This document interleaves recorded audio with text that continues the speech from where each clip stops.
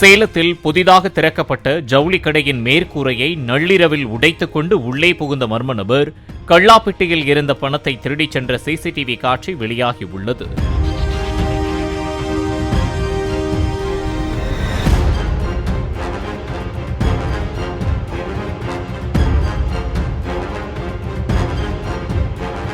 ₹6,85,000 ரொக்கம் திருடப்பட்டதாக கடை உரிமையாளர் அழகாபுரம் காவல் நிலையத்தில் புகார் அளித்ததை தொடர்ந்து போலீசார் கொள்ளையனை தேடி வருகின்றனர்.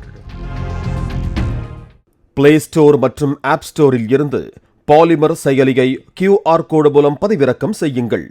செய்திகளை உடனுக்குடன் பெறுங்கள்.